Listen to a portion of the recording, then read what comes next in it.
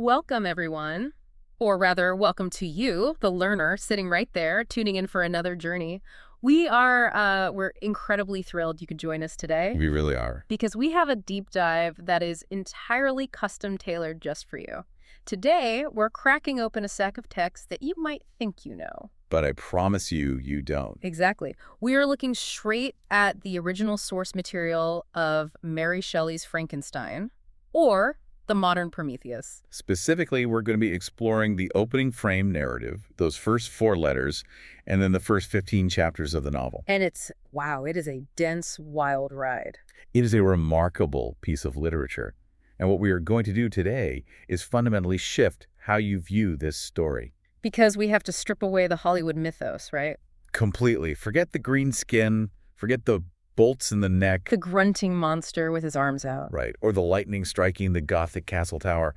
None of that is in here. It's just not. Instead, we're going to look at the deeply psychological, profoundly philosophical text that Mary Shelley actually wrote when she was just a teenager. Which is still mind-blowing to me. It's a story about unchecked ambition, the devastating consequences of abandonment, and fundamentally, what it really means to be human. Okay, let's unpack this. Because to get to the real story, we actually don't start with a mad scientist in a laboratory. We don't. We don't even start with Victor Frankenstein at all. The very first page places us somewhere completely unexpected. Right in the middle of the ice. Yes, we start on a ship, trapped in the freezing, impenetrable ice of the Arctic, with a man named Captain Robert Walton. And he's writing these letters back to his sister in England, Margaret Savell. Why do we start at the North Pole, of all places? I mean, it seems so disconnected. Well, Walton is our entry point. He's Mhm. our frame narrative. And he is absolutely crucial for understanding the tragedy that follows. How so? Mary Shelley uses Walton to mirror Victor Frankenstein in incredibly specific ways. Walton is a man totally consumed by ambition. He's leading this incredibly dangerous expedition to the North Pole in the 1700s. And you have to remember the context of the era there. The North Pole was a total blank space on the map. It was the ultimate frontier. Right, the edge of the world. Walton is seeking a northern passage to the Pacific, but he also says he wants to discover the secret of the magnet. The secret of the magnet, what exactly was he looking for there? In the 18th century, magnetism and polar forces were major scientific mysteries. Walton believes that by reaching the North Pole, he will uncover fundamental laws of physics that govern the Earth. He tells his sister that these enticements are sufficient to conquer all fear of danger or death, He's entirely willing to risk his own life. and the lives of his entire crew. Yes, for the sake of glory and scientific knowledge. He wants to confer an inestimable benefit on all mankind to the last generation. But beneath all that grand ambition, he's also incredibly lonely. Deeply. That's the part that really struck me in his second letter. He writes to his sister, "I have one want, which I have never yet been able to satisfy. I have no friend, Margaret."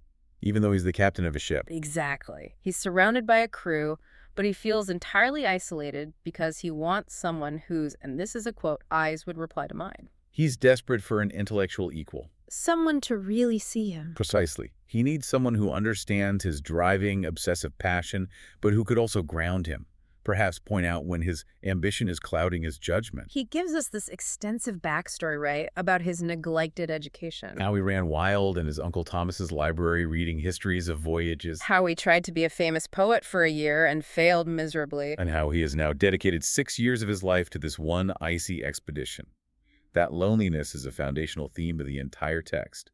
Every major character we will meet is defined by their profound isolation. So Walton is in this state of high ambition and deep aching loneliness when the ship gets completely surrounded by ice. They're totally stuck. A thick fog rolls in over the frozen sea, and when it finally clears, the crew sees something impossible. At a distance of about half a mile out on the ice. They see a dog sled heading north, and it's being driven by a being which has the shape of a man, but is of gigantic stature. A truly surreal image.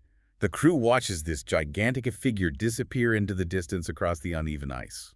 But the very next morning, the ice breaks up a bit, and they find another dog sled drifting toward them on a loose fragment of ice. Only one dog is alive. Mhm. And inside the sledge is a European man. He is practically frozen to death. Dreadfully emaciated, and clearly on the brink of absolute physical collapse. And this guy, before he even agrees to be rescued, asks Walton a question. Which is wild.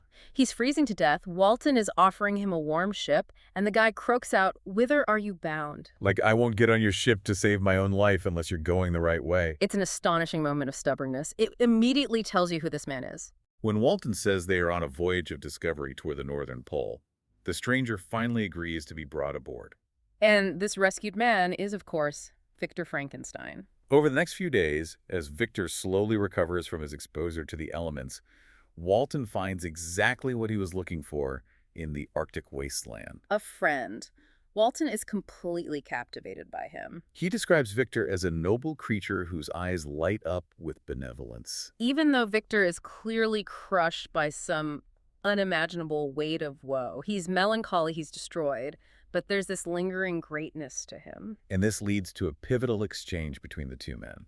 Right, because Walton ends up confessing his own burning ambition to Victor. He tells him how gladly he would sacrifice his fortune, his existence, his every hope for this polar enterprise. He actually says that one man's life or death is a small price to pay for the acquirement of the knowledge he seeks.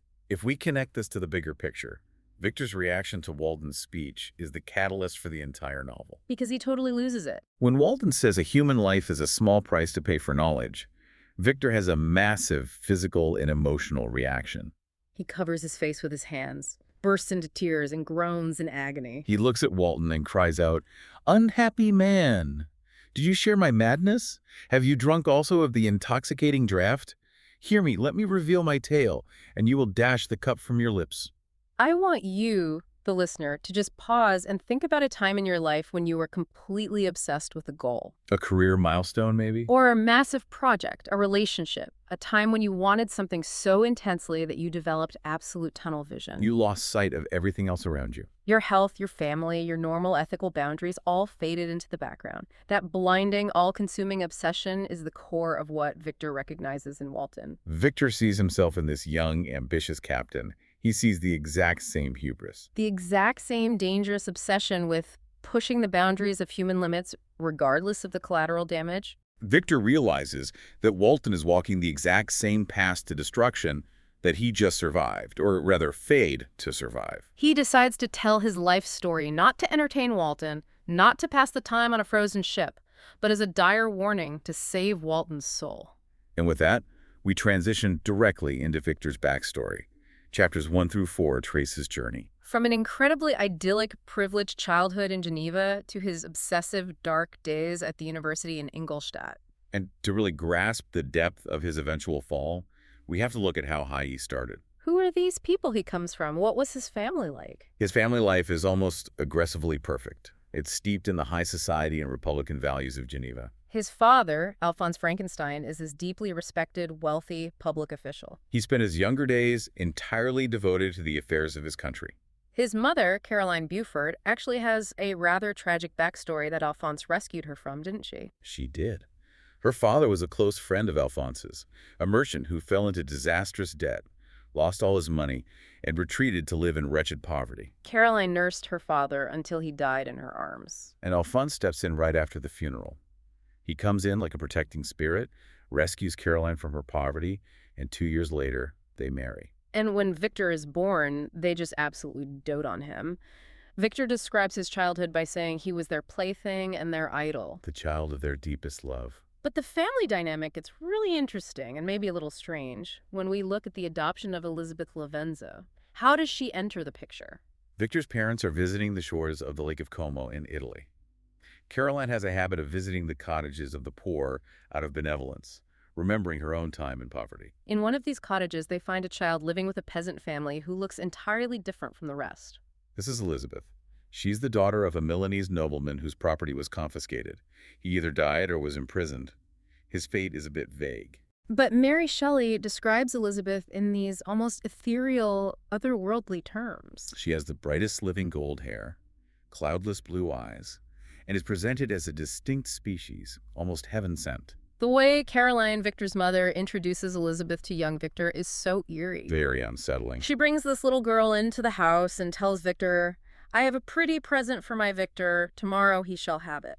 And Victor, being a child, takes this completely literally. He says he interpreted her words literally and looked upon Elizabeth as, quote, mine to protect, love, and cherish. He essentially views another human being as a prized possession. That sense of possession, of owning another being, heavily foreshadows his later attitude toward the creature he builds. It definitely does. He and Elizabeth grow up together in perfect harmony, but their minds are a fascinating study in contrasts. Elizabeth is drawn to the poetry of the world, the appearance of things. The majestic alpine scenery around their home in Switzerland. She finds ample scope for admiration and delight in the natural beauty of the world. Victor, on the other hand, is driven by a fierce desire to investigate the causes of things. He wants to know the hidden laws of nature. He wants to know how the world works underneath the surface. And then you add his childhood best friend into the mix, Henry Clerval. Henry is a completely different archetype. He is all about chivalry, romance, heroic songs, the writing of plays, and the moral relations of things. So you have Elizabeth representing the aesthetic beauty of nature. Henry representing the moral and heroic side of humanity. And Victor just relentlessly obsessed with the physical secrets of heaven and earth. And Victor's obsession takes a very weird turn when he's 13 years old. The family is stuck inside an inn near the Baths of Thunon during a rainstorm. And Victor picks up a book by a man named Cornelius Agrippa. This is a critical juncture. Cornelius Agrippa, along with Paracelsus and Albertus Magnus, whom Victor also begins to read avidly, were not modern scientists. They were alchemists from the Renaissance. Correct. What exactly did alchemists believe they could do? We hear that term a lot, but what were they actually trying to achieve? Alchemy was a philosophical and proto-scientific tradition. They pursued what we would consider impossible, almost magical dreams. They're like turning base metals into gold. Exactly. The philosopher's stone. And the elixir of life to cure all diseases and grant immortality.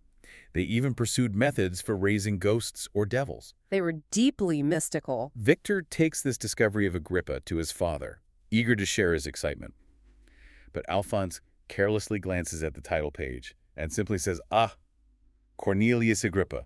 My dear Victor, do not waste your time upon this. It is sad trash. But the fatal mistake is that Alphonse doesn't explain why it's trash. He misses the teaching moment entirely. He doesn't sit his son down and say, look, these guys lived hundreds of years ago. Their theories have been completely debunked by the scientific method, and this isn't real physics. So Victor, feeling dismissed, just keeps reading them in secret.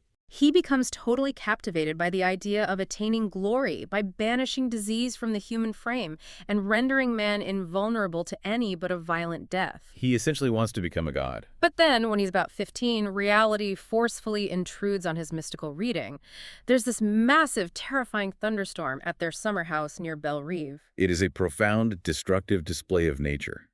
During the storm, Victor watches a stream of fire completely obliterate an old, beautiful oak tree near their house. When the lightning flashes and the smoke clears, nothing is left but a blasted, shattered stump, reduced to thin ribbons of wood. The sheer violence of it is shocking. A guest of the family who happens to be there uses this occasion to explain the modern laws of electricity and galvanism to Victor. Galvanism. I know that word is deeply tied to the Frankenstein myth, but for the listener who might not be familiar with 18th century science, what exactly was galvanism and why did it blow Victor's mind so completely? Galvanism was a very real, very sensational scientific theory in Mary Shelley's time, pioneered by an Italian scientist named Luigi Galvani. Okay. Galvani discovered that if you applied an electrical current to the severed legs of a frog, the muscles would violently twitch and convulse as if the frog were alive. That sounds disturbing. It was. In the late 1700s and early 1800s, this led to a widespread scientific and public fascination with the idea that electricity might actually be the fundamental spark of life itself. So people thought electricity was literally life. Scientists were literally touring Europe, hooking primitive batteries up to the corpses of executed criminals, causing their limbs to thrash and their eyes to open. Wow. It was horrifying, but he convinced many that the boundary between life and death was merely a matter of electrical current. So Victor sees this lightning obliterate a tree, learns about electricity and galvanism, and this sudden display of immense real-world power completely shatters his faith in his old alchemists. For a while, he abandons natural history entirely. He views it as a deformed and abortive creation. And he turns to mathematics instead, because math is built upon secure, rational foundations. He later calls that shift to mathematics the last effort made by the spirit of preservation to avert the storm that was even then hanging in the stars. He recognizes in hindsight that his brief interest in math was his mind trying to protect him from the dangerous path of biology and chemistry. But of course, the preservation doesn't last. At 17, he is set to leave Geneva for the University of Ingolstadt in Germany to broaden his education. But right before he is scheduled to leave, tragedy strikes the Frankenstein household. Elizabeth catches scarlet fever. She is deathly ill. Caroline, Victor's mother, absolutely refuses to stay away. She insists on nursing Elizabeth herself. And she succeeds. Elizabeth is saved. But the cost is devastating. Caroline catches the fever herself, and within days, she is on her deathbed. Her dying wish, as she holds Victor and Elizabeth's hands, is for the two of them to eventually marry and to act as parents to the younger children. She dies calmly, leaving the family in ruins. It's Victor's first deeply personal encounter with the irreparable, permanent void of death. This trauma delays his departure for university, but eventually he arrives at Ingolstadt.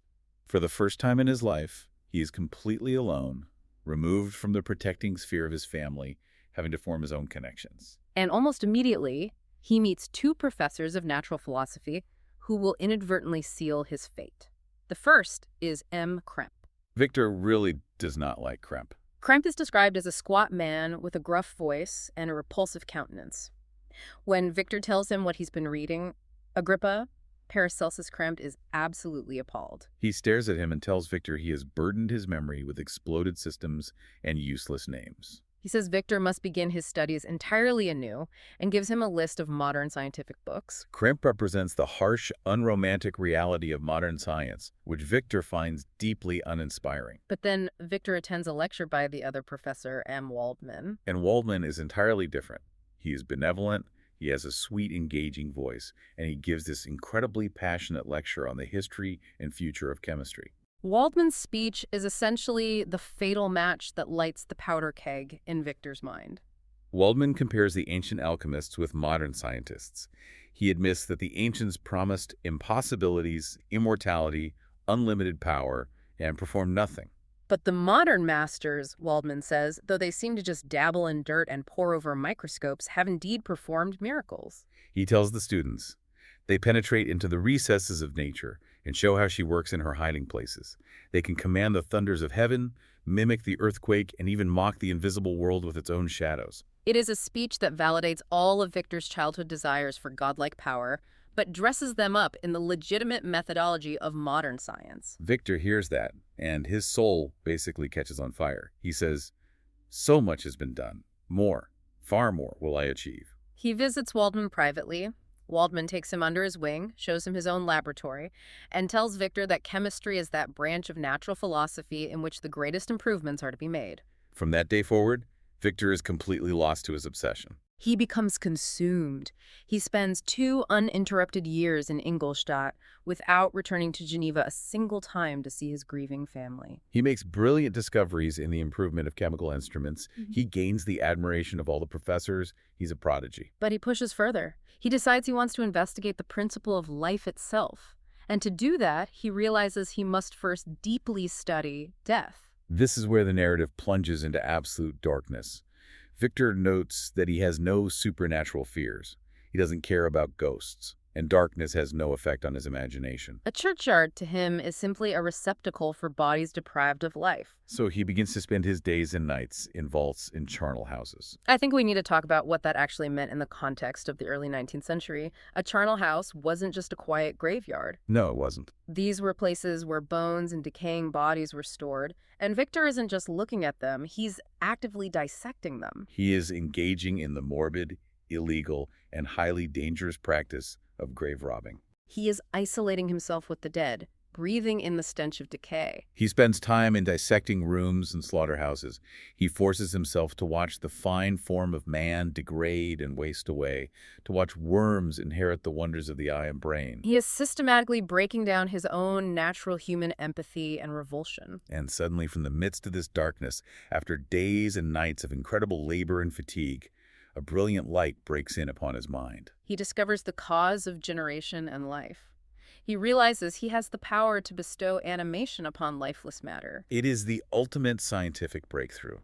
He possesses the secret of life. But think about what he does with it. He doesn't write a paper. He doesn't share this monumental discovery with the scientific community or his mentors. He hoards it. He decides, in total secrecy, to create a human being. And because working on minute human parts, the tiny veins, the complex muscles, is too difficult and time-consuming, he makes a highly practical yet deeply disturbing decision. He decides to make the creature gigantic, about 8 feet tall. It is an act of pure hubris.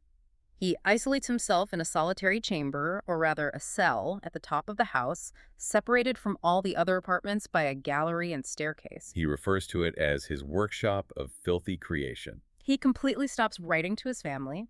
His father notices the silence and writes letters expressing deep worry. Victor knows he is causing his family pain, but he justifies it because he is convinced he is working on a transcendent masterpiece. I want to use an analogy here for those listening because Victor's mindset feels incredibly relevant today.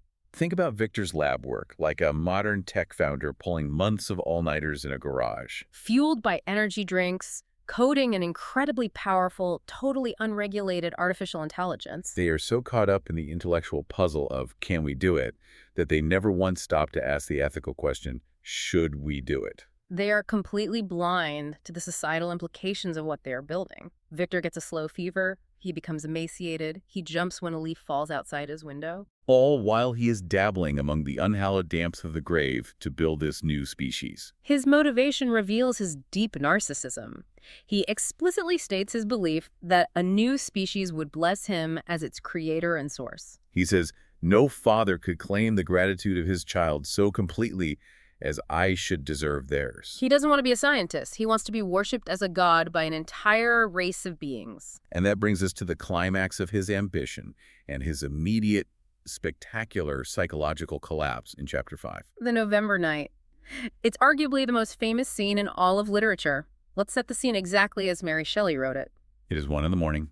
It is a dreary night in November. The rain is pattering dismally against the window panes of his high-up cell. Victor's candle is nearly burnt out. He has collected the instruments of life around him to infuse a spark of being into the lifeless 8-foot thing lying at his feet. And by the dim, flickering glimmer of the dying light, he sees the dull yellow eye of the creature open. It breathes hard.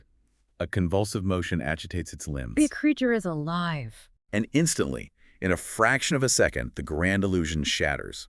The contrast between Victor's 2-year dream of glory and the stark physical reality of his creation is absolute. He says he selected the features to be beautiful, but the result is horrific. The yellow skin scarcely covers the intricate work of muscles and arteries beneath. The hair is a lustrous flowing black. The teeth are pearly white. But these marks of beauty only create a more hideous contrast with its watery eyes, which seem almost the same color as the dun-white sockets they sit in. Its complexion is shriveled and its lips are straight and black. The revulsion Victor feels is instantaneous. He has completely sacrificed his health, his sanity, and his relationships for 2 years. And the moment his creation draws a breath, breathless horror and disgust fill his heart. He literally just runs away. He bolts out of the room, rushes down the stairs to his bedchamber, and just paces back and forth. Finally, out of sheer exhaustion, he falls asleep in his clothes and has this deeply, deeply disturbing nightmare. The nightmare is incredibly revealing of Victor's fragile mental state. In the dream, Victor sees Elizabeth walking in the streets of Ingolstadt, in the bloom of health. He is overjoyed and embraces her, imprinting a kiss on her lips. But as he kisses her, her lips become livid with the hue of death. Her features change, and suddenly he is holding the rotting corpse of his dead mother in his arms. A shroud envelops her, and he actually sees grave worms crawling in the folds of the flannel. That is a horrifying psychological break. He's literally subverting the natural birth process. He bypassed the role of a mother entirely to create life out of corpses. And his subconscious is punishing him by directly associating his creation with the rotting corpse of his own mother and inflicting that death upon Elizabeth. Life and death are completely inverted in his mind. He wakes up from this nightmare in a cold sweat, his teeth chattering. And right there, illuminated by the yellow light of the moon coming through the window shutters, is the monster. This is a moment of immense tragedy that is often completely overlooked in adaptations of the story. The creature is standing by the bed. It holds up the bed curtain, its jaws open, and it mutters some inarticulate sounds, grinning. It reaches out one hand, seemingly to detain Victor.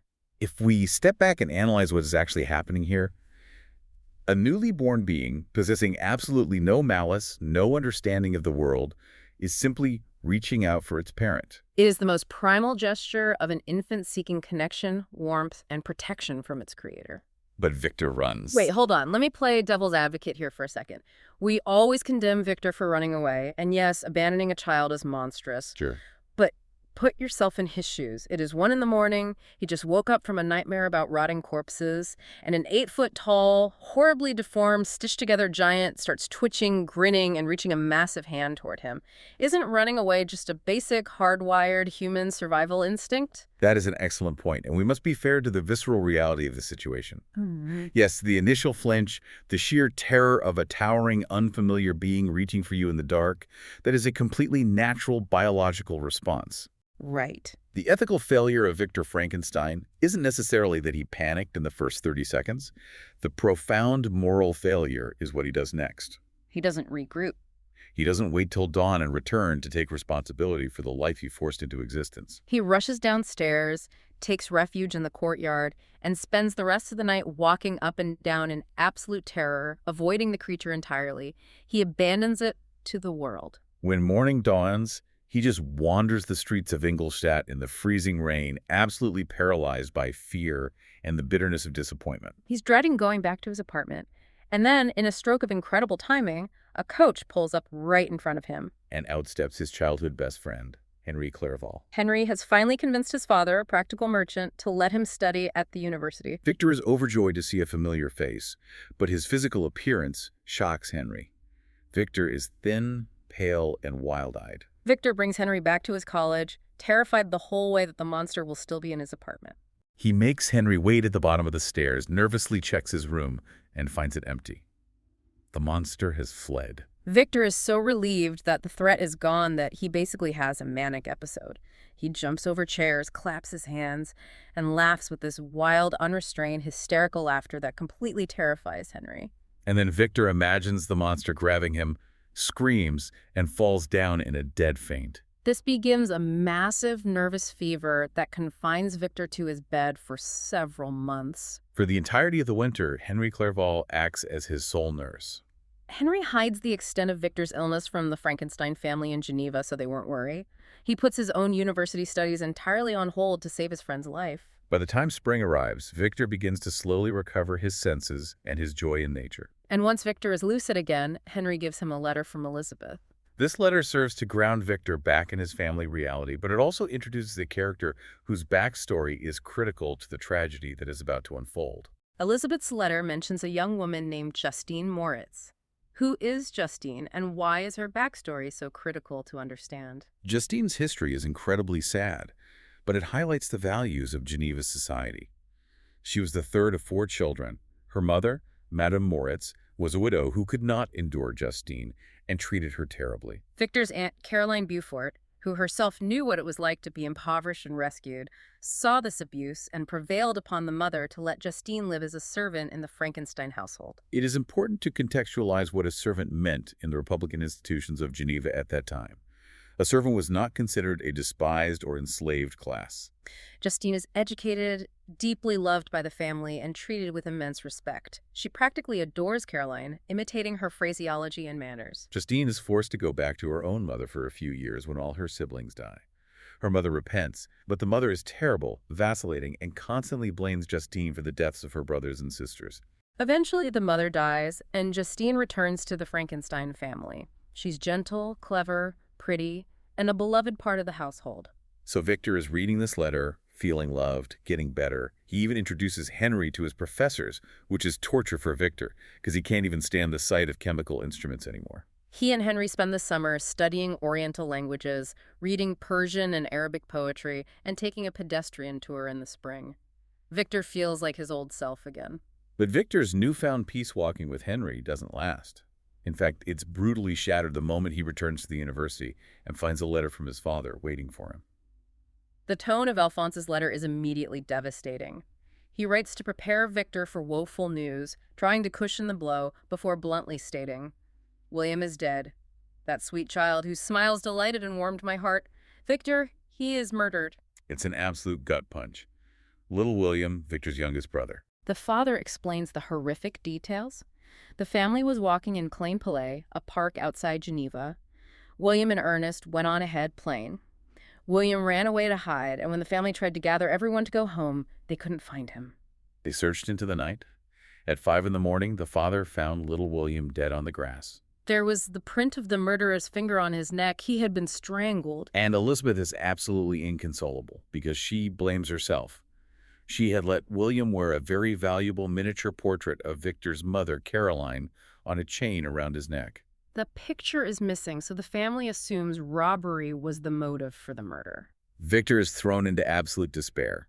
He and Henry instantly order horses to travel back to Geneva. The journey is melancholy, and as Victor approaches his native town, he is overcome by a nameless, creeping fear. He actually stops at Lausanne for 2 days because he is so emotionally distressed he can't bear to face his family. When he finally reaches the environs of Geneva, it is completely dark, and the gates of the town are shut for the night. Unable to enter, he decides to cross the lake in a small boat to visit Plain-Palais, the exact spot where his brother was murdered. Here's where it gets really interesting. Because as he crosses the dark lake, this massive thunderstorm breaks out. The lightning is playing on the summit of Mont Blanc. The thunder is echoing with terrific crashes. It's a beautifully violent scene. And in the middle of this terrific storm, illuminated by a sudden, brilliant flash of lightning, Victor sees a gigantic figure hiding behind a clump of trees near where his brother died. He knows instantly. He says its gigantic stature and the deformity of its aspect, more hideous than belongs to humanity, instantly informed me that it was the wretch, the filthy demon to whom I had given life. The realization strikes Victor with the force of the lightning itself. He asks himself what the creature is doing there, so far from Ingolstadt, and the answer is undeniable. The creature is the murderer of his brother. Victor says the mere presence of the idea was an irresistible proof of the fact. You have to remember, 2 full years have passed since the night of the creation. This is the very first time Victor has laid eyes on his creation since abandoning it. He realizes in this moment that he has turned a depraved, superhumanly strong wretch loose into the world. He spends the rest of the night shivering in the wet and cold, imagining the being is his own vampire, his own spirit let loose from the grave, driven to destroy all he loves. So when the town gates open in the morning, he rushes to his father's house. But he pauses before he speaks. He desperately wants to declare a pursuit of the murderer, to tell everyone what he saw, but he stops himself. Why? Because his story sounds completely insane. He reasons that if he tells the magistrates he made an 8-foot-tall monster out of dead body parts 2 years ago, and it just showed up in a lightning storm and climbed a perpendicular mountain, they will instantly lock him in an asylum. So he resolves to remain completely silent. It is a profound moral failing. Victor prioritizes his own reputation, his fear of being seen as a madman, over the pursuit of justice for his murdered brother. When he enters the house, his brother Ernest greets him and tells him that the discovery of the murderer has completed their misery. Victor, terrified, assumes they mean the monster has been caught. But Ernest reveals something far worse. Justine Moritz, their beloved friend and servant, has been accused of the murder. Victor is absolutely shocked. He says, Justine, poor, good Justine, it's impossible. Ernest explains the damning circumstantial evidence. Justine fell ill the morning after the murder and was confined to her bed. A servant examining the clothes she wore that night found the missing miniature portrait of Caroline Beaufort, the presumed motive for the murder hidden in her pocket. The servant went to a magistrate. Justine was apprehended, and when she was charged, she showed extreme confusion of manner, weeping and trembling.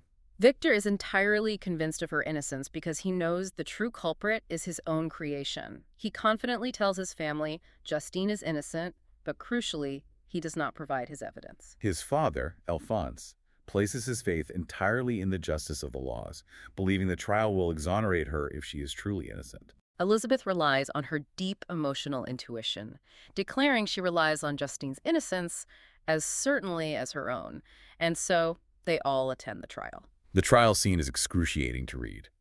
Victor sits in the courtroom suffering living torture. He says, 1,000 times rather would I have confessed myself guilty of the crime. But such a declaration would have been considered as the ravings of a madman. He just sits there. The prosecution lays out a very compelling circumstantial case. Justine was out the whole night of the murder. She was seen by a market woman looking strangely and giving confused answers near the exact spot where the body was found. When she was later shown William's body, she fell into violent hysterics.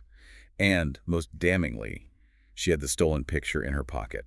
Justine's defense is simple, honest, but unfortunately lacks any physical proof. She calmly explains her movements. She had been visiting an aunt in a neighboring village. On her way back, she heard the child was lost and spent hours frantically searching for him. The gates of Geneva shut, trapping her outside, so she slept in a barn.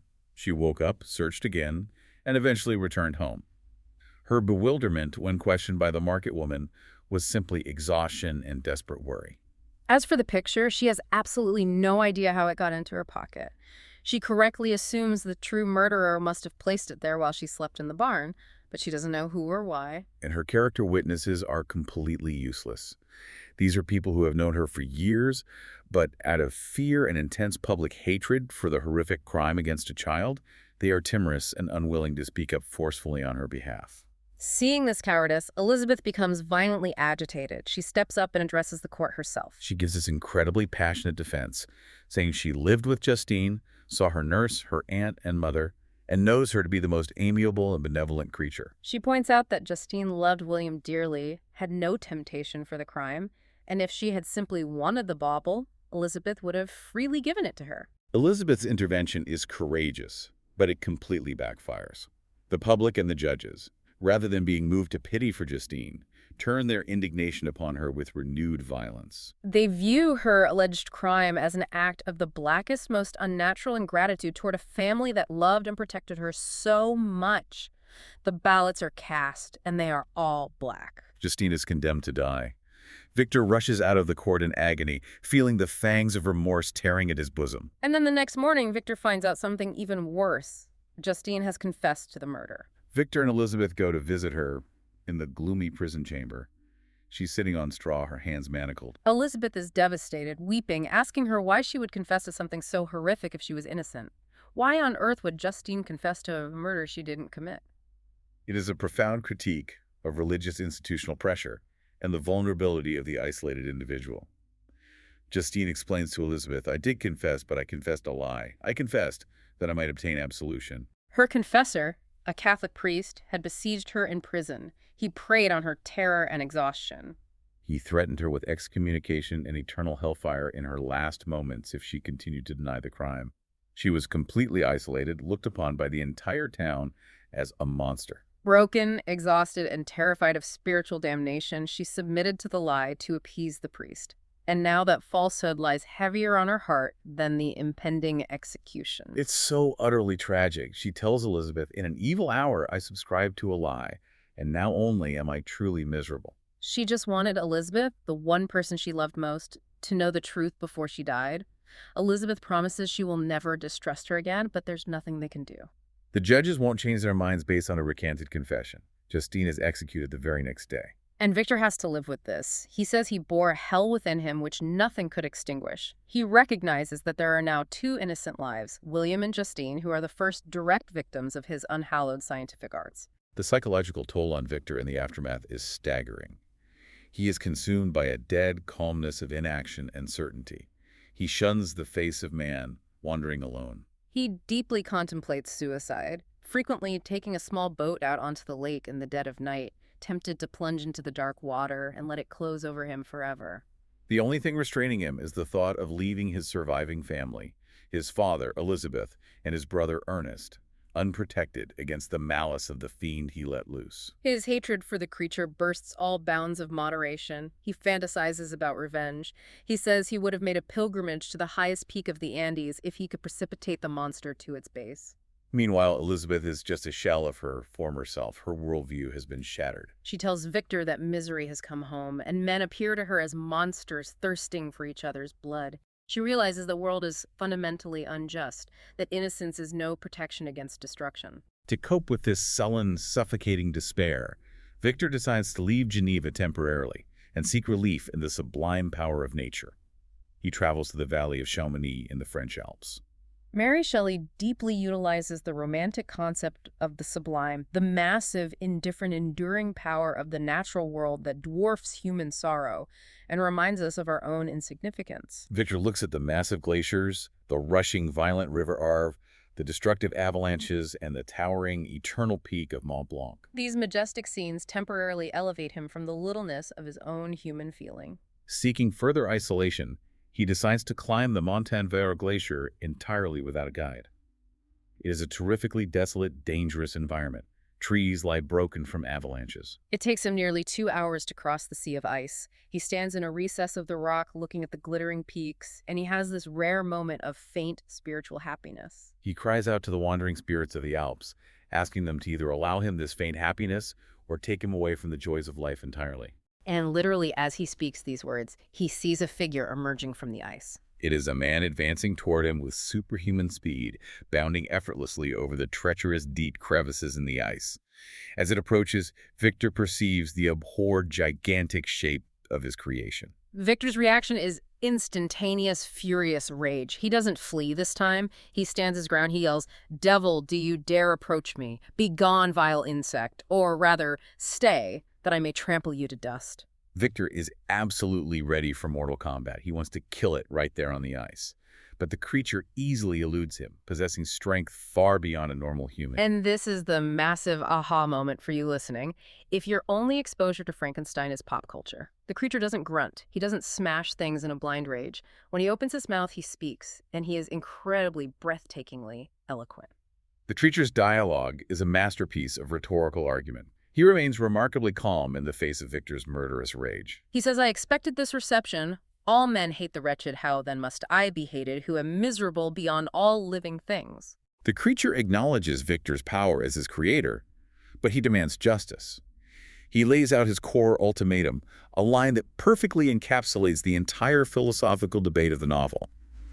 "I ought to be thy Adam, but I am rather the fallen angel whom thou drivest from joy for no misdeed." I ought to be thy Adam, but I am rather the fallen angel. We have to break that down because it is so powerful. He is directly invoking the biblical creation story. He is saying, you made me, you brought me into this world, and therefore you owe me the care, love, and guidance that a creator owes his first man. But instead of treating me like Adam, you cast me out like Satan, the fallen angel, even though when you abandoned me, I hadn't done anything wrong. I was innocent. The creature openly admits he is capable of terrible violence now.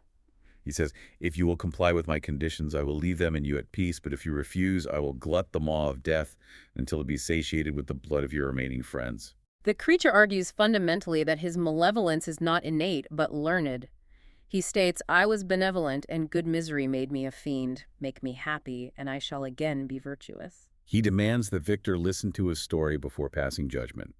He invokes the idea of basic human law, that even the most guilty criminals are allowed to speak in their own defense before they are condemned to die. Victor hates him with every fiber of his being, but as the creature speaks, Victor realizes something profound. He actually doesn't know what happened to the creature after that night in Ingolstadt. For 2 years, this being has been navigating the world alone. Victor feels the weight of the duties of a creator for the very first time. The realization that he ought to render his creation happy before complaining of his wickedness. So Victor agrees to listen. They cross the ice together, enter a small, desolate hut on the mountain, sit by a fire the monster has lit, and the creature begins his tale. The creature's narrative, spanning chapters 11 through 15, is a masterclass in developmental psychology and societal critique. Mary Shelley essentially explores the concept of the tabula rasa, the blank slate. The creature has to explain how he went from a newborn mind trapped in a gigantic, powerful adult body to a highly articulate, deeply aggrieved, and violent outcast. In chapter 11, he describes his very first days of sensory awakening. It is just a confusing, overwhelming wash of input. He sees, feels, hears, and smells all at the same time. He doesn't know how to distinguish anything. The light of the sun is oppressive, so he shuts his eyes. Darkness comes, and that troubles him. He wanders instinctively into the forest near Ingolstadt, finds some berries to eat, drinks from a cold brook, and falls asleep. When he wakes up, it's dark, he's freezing, and he's wearing practically nothing, just a few garments he snatched from Victor's lab. He sits down by the stream and just weeps.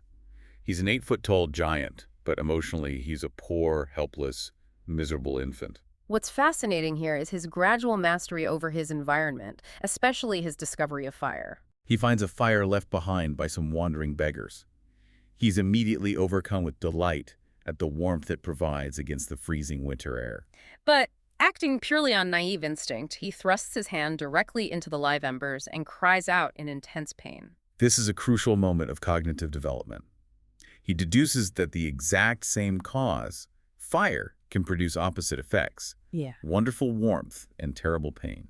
He learns through trial and error to gather wood, to dry wet branches, to keep the fire alive overnight by covering it with leaves. And eventually, he discovers that fire can be used to roast nuts and roots, making them far more savory than raw food. It's the Prometheus myth playing out in real time. He is learning to harness the power of the gods, but eventually the food in the forest runs out, and he is forced to migrate. He leaves the woods, enters the open, snowy country, and finds a small shepherd's hut. He enters, seeking shelter. The old man inside takes one look at him, shrieks loudly, and runs away across the fields as fast as he can. The creature doesn't understand why the man ran, but he loves the hut. It protects him from the snow and rain. He eats the shepherd's breakfast of bread and cheese and sleeps peacefully. This is his first encounter with human prejudice based solely on physical appearance. The next day, he encounters an entire village. The reaction is violently escalated. Children shriek, a woman faints, the whole village is roused in a panic. They attack him. Some flee, but others attack him with stones and missile weapons until he is forced to escape back into the open country. Bruised, battered, and deeply traumatized, he fearfully takes refuge in a low hovel, essentially a wooden shed or pigsty, attached to the back of a neat cottage in the country. He hides in this freezing hovel, absolutely terrified of humans. He resolves never to show himself again. And from this hidden spot, looking through a tiny chink in the boarded-up window, he begins to secretly observe the family living in the attached cottage. This takes us into his intense period of observation. He sees a blind old man, a younger man named Felix, and a young woman named Agatha. And through watching them day after day, he experiences a vicarious socialization. He watches them interact and is profoundly moved by their gentle manners. He sees the old man play a musical instrument that produces divine sounds. He watches Agatha and Felix perform every little office of affection and duty for their father with incredible gentleness. But he also notices that despite their love, they are often sad. And he eventually discovers the cause is deep poverty. They are suffering from hunger, often reserving their scanty food for the blind father while the younger two go without. And when the creature realizes this, it absolutely breaks your heart, because prior to this realization, he had been sneaking out at night and stealing some of their food to survive. But the moment he realizes he is causing these gentle people pain, he completely stops. He goes back to eating tough berries and nuts from the woods, even though he's starving. Not only that, he notices Felix spends a lot of time exhaustingly chopping wood for the fire. So at night, while they sleep, the creature takes Felix's tools and chops enough wood for several days, leaving it neatly piled by the door. He performs these intense physical labors invisibly, acting as a benevolent, protective spirit for the family. The cottagers are astonished to wake up and find the work done, calling it the work of a good spirit. During this time of observation, the creature makes a discovery of monumental importance. He discovers language. He realizes these people communicate their complex feelings and experiences through articulate sounds. He views it as a godlike science. He applies his whole mind to learning it. Over many months, listening through the wall, he learns nouns like fire, milk, bread, and wood. He learns their names: father, sister, Agatha, brother, Felix. He feels absolute delight when he can match the sound he hears to the object or idea it represents. But his growing awareness of the world also leads to a devastating realization. He begins to understand the contrast between the perfect, beautiful forms of the cottagers and his own body. One day, he views his own reflection in a transparent pool of water. It is a moment of profound psychological trauma. He says, "At first I started back, unable to believe that it was indeed I who was reflected in the mirror, and when I became fully convinced that I was in reality the monster that I am, I was filled with the bitterest sensations of despondence and mortification." He internalizes the visual bias of humanity. He realizes his own hideousness. He decides that he cannot possibly reveal himself to the cottagers until he completely masters their language, hoping that if they hear his eloquent words first, they might overlook his physical deformity. So he spends the entire winter shivering in the hovel, just listening and learning. Spring arrives, and the dynamic in the cottage shifts dramatically because a stranger arrives on horseback. A lady in a dark suit with a thick black veil. When she lifts the veil, she reveals a countenance of angelic beauty shining raven black hair, dark, gentle eyes. Felix is absolutely ravished with delight. He calls her his sweet Arabian. Her name is Safi. Safi's arrival is the perfect narrative device for the creature's formal education. Because Safi is a foreigner and does not speak French, the language of the cottagers, Felix begins to instruct her systematically. And the creature, listening intently from his hovel, learns alongside her. Felix uses a specific historical text to teach her. Volney's Ruins of Empires. What exactly is Ruins of Empires? Because the creature says this book blows his mind and teaches him about the whole world. Constantine de Volney's Ruins of Empires, published in 1791, was a highly influential philosophical and historical text of the Enlightenment. It surveys the rise and fall of ancient civilizations, detailing human history, the formation of governments, the division of property, the bloody reality of human wars and religious conflicts. Through this book, the creature learns the grand, violent history of the world. He learns about the Greeks, the Romans, the discovery of the Americas. He hears about wars and the slaughter of entire species. It confuses him deeply. He asks himself, was man indeed at once so powerful, so virtuous and magnificent, yet so vicious and base? He is learning that humanity is capable of incredible beauty, but also horrific cruelty. But the societal education he receives from Volney is even more painful on a personal level. He learns about the division of property, immense wealth, and squalid poverty, rank, and noble blood. He learns that in human society, a man without unsullied descent or riches is considered a vagabond and a slave, doomed to waste his powers for the profits of the chosen few. This brutally forces the creature to turn his reflections upon himself. He asks, "And what was I?" He realizes he has no money, no friends, no property, and a hideously deformed figure. He understands he is completely and permanently shut out from the entirety of human social structures. He talks about the burden of this knowledge. He says, of what a strange nature is knowledge. It clings to the mind when it is once seized on it, like a lichen on the rock. He actually wishes he could shake off all thought and feeling and just go back to being an ignorant beast in the woods, because understanding his isolation is agonizing. He learns about the concept of family, how fathers dote on infants, the unconditional love of a mother. And he realizes he never had any of that. No father watched his infant days. No mother blessed him with smiles. He remembers nothing of his creation except waking up fully grown and abandoned. To deepen his understanding of human injustice, the creature manages to piece together the history of the cottagers themselves. This backstory is not just filler. It is critical because it teaches the creature about systemic human betrayal. The old man, de Lacy, was once a highly affluent and respected citizen of Paris. Safi's father was a wealthy Turkish merchant living in Paris who became obnoxious to the government. He was unjustly condemned to death, largely due to prejudice against his religion and his immense wealth. Felix was at the trial. He was outraged by the blatant injustice, and he vowed to free the merchant. He visited the prison grate, where the Turk promised him great wealth and eventually the hand of his beautiful daughter Safi in marriage. Felix orchestrated a daring escape, successfully getting the Turk out of Paris and to Leghorn, Italy, safely away from the executioner. But the French government discovered the plot. In retaliation, they threw the blind old de Lacy and his daughter Agatha into a noisome, terrible dungeon. Felix, out of profound devotion to his family, turned himself in to face the law, hoping to free his father and sister. Instead, the government kept them all in prison for 5 months, stripped them of all their wealth and property, and condemned them to perpetual exile. They lost everything because Felix tried to do the right thing. And here is the brutal kicker that teaches the creature about human hypocrisy. The Turkish merchant, after promising Felix everything and being saved by him, totally betrays him. When the merchant finds out Felix is ruined, impoverished, and exiled, he decides he doesn't want his daughter marrying a poor Christian anymore. He insultingly sends Felix a tiny pittance of money and prepares to take Safi back to Turkey against her will. Safi, however, was raised by a Christian Arab mother who taught her to aspire to independence and higher intellect, things forbidden to women in her father's culture.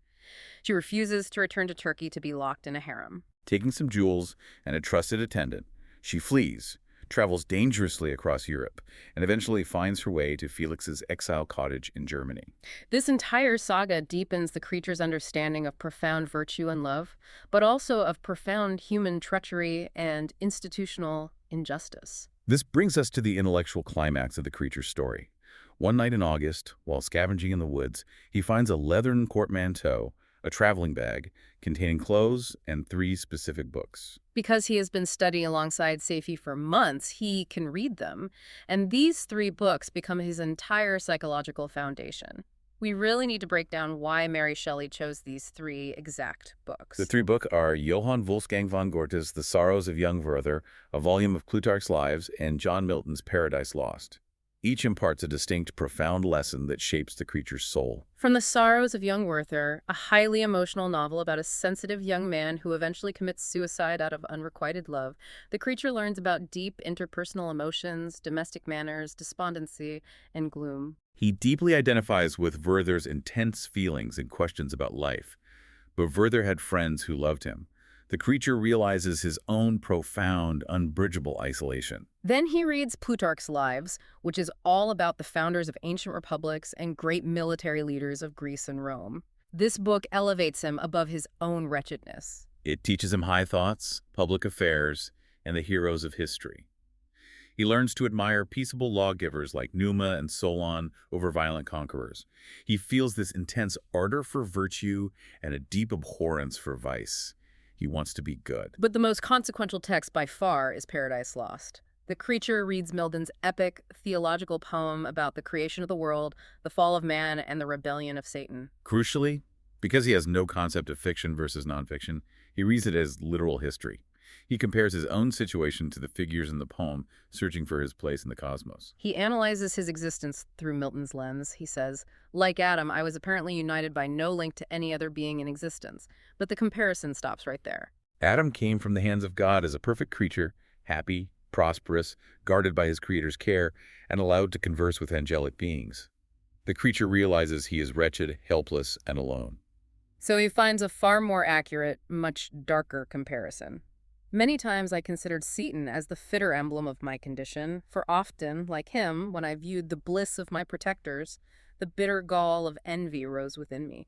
To connect this back to your earlier analogy about modern tech founders and artificial intelligence, imagine creating a highly intelligent, self-aware AI, and the only text it has to understand its relationship to its creator is Paradise Lost. It recognizes that it has been abandoned by its God, and it begins to identify with the fallen angel who declares war on heaven out of pure envious spite.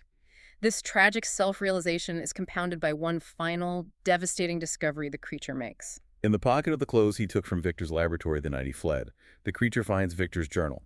It's the journal detailing the 4 months preceding his creation. Because he can read now, he deciphers it. He reads the exact minute descriptions of his own odious and loathsome construction, written in language that paints Victor's absolute horror and disgust at what he was building. The creature is devastated. He reads firsthand how disgusted his own creator was by him. He cries out, "Hateful day when I received life. God in pity made man beautiful and alluring, after his own image. But my form is a filthy type of yours, more horrid even from the very resemblance. Satan had his companions, fellow devils, to admire and encourage him, but I am solitary and abhorred." Despite this overwhelming despair, despite knowing his creator hates him, the creature clings to one final, desperate hope. He has spent an entire year observing the de Lacys. He knows their benevolence. He reasons that the old man de Lacy is completely blind. A blind man cannot be prejudiced by unnatural hideousness. The creature forms a brilliant, desperate plan. He will approach the old man when the younger family members are away, win his sympathy through his eloquent, gentle voice, and have the father mediate on his behalf with the younger generation. It is a profound test of human nature. Will the spoken word, the content of the creature's character, overcome the visual prejudice of humanity? Autumn passes, winter arrives, and the perfect moment finally comes. Felix, Agatha, and Safi go on a long country walk. The blind old man is left alone in the cottage, playing his guitar. The creature gathers all his courage, walks up to the door, and knocks. The conversation that ensues is incredibly tense. The creature enters and introduces himself as a traveler in want of a little rest. De Lacy welcomes him warmly, offering him a chair and a fire. The creature slowly begins to explain his situation. He says he is going to claim the protection of some friends he dearly loves, but he fears they are prejudiced against him because although his life has been entirely harmless, and he has even performed secret favors for them, they behold him only as a detestable monster. De Lacy, acting as the ideal of blind justice and compassion, is deeply moved. He says the hearts of men, when unprejudiced by any obvious self-interest, are full of brotherly love and charity. He tells the creature not to despair and offers to help undeceive these friends, noting that there is something in the creature's words that persuades him of its absolute sincerity. The creature feels a massive surge of hope. He thinks he is about to secure his place in the human family. He calls de Lacy his best and only benefactor. But then the old man asks for the names and residence of these friends. The creature hesitates, Overwhelmed by the magnitude of the moment, he sinks to the ground, sobbing. And just at that exact moment, he hears the steps of Felix, Safie, and Agatha returning from their walk. The creature panics. The window of opportunity is closing. He grabs the blind old man's hand and cries out, "Now is the time. Save and protect me. You and your family are the friends whom I seek." The old man, suddenly realizing the mysterious benefactor is in his house, exclaims, "Great God! Who are you?" The door flies open, and the reaction from the younger generation is absolute, violent chaos. It is heartbreaking. Agatha takes one look at the giant and faints dead away. Safie, the brave woman who crossed Europe alone, is so terrified she rushes out of the cottage. Felix, seeing this horrifying giant monster clinging to his blind father's knees, assumes his father is being attacked. Felix darts forward with supernatural force, tears the creature away from the old man, and begins violently beating him with a heavy stick. The creature explicitly notes that he was vastly stronger. He could have torn Felix limb from limb in a second, but his heart is so utterly broken by this ultimate violent rejection from the very people he loved that he does not strike back. He simply covers his face, flees the cottage, and takes refuge in his hovel. And that agonizing moment of shattered hope is where the source material we are examining today concludes. It's just devastating. We've gone on this incredible journey from Victor's isolated, unchecked ambition in a laboratory in Ingolstadt, creating life purely out of scientific hubris, to the creature's forced, agonizing isolation, culminating in this violent rejection by the only people he sought to serve. The tragic arc is perfectly, symmetrically mirrored. Victor chose isolation to acquire godlike power, actively neglecting his family and abandoning his ethical responsibilities. The creature, thrust into existence without his consent, desperately seeks the warmth of family and social connection, only to be violently denied it at every turn solely because of the physical form his creator gave him. I wanted you, the learner, to really think about this, because this text completely flips the script on who the real monster is. Is the monster the 8-foot-tall being who was born entirely benevolent, who spent a year learning language just to make friends, who chopped wood for a starved family in the dead of winter, and who only considered violence after being subjected to relentless physical and emotional misery? Or is the true monster the brilliant, privileged creator who brought a conscious life into the world and then immediately abandoned it in terror because it wasn't aesthetically pleasing? This raises an important question, one that resonates heavily today in our age of rapid technological innovation. Victor Frankenstein represents the profound danger of knowledge pursued without empathy, without foresight, and without a commitment to the consequences of what is created. We are constantly pushing the boundaries of science, whether it's artificial intelligence, bioengineering, or data collection. But like Victor, are we preparing ourselves for the immense responsibility of caring for, regulating, and integrating what we create? Or are we simply intoxicated by the power of the spark? It is the ultimate cautionary tale for innovators. And I want to leave you with one final provocative thought to mull over on your own. It all comes back to that dreary, rain-soaked night in November. If Victor had not run away in terror, if he had fought his flinch reflex, stayed in that room, if when that newborn creature reached out a massive hand and muttered, Victor had offered it a single look of parental love or even just basic human compassion, would the murders of little William and Justine Moritz have ever happened? Was the creature destined for violence from the moment his dead parts were stitched together? Or was his violence entirely manufactured by his creator's superficial disgust and abandonment? It is a question that challenges the very nature of creation, responsibility, and the social contracts that bind us all together. Thank you so much for joining us on this deep dive into the true heart of Mary Shelley's masterpiece. Until next time, keep questioning, keep learning, and remember to always look beyond the myth.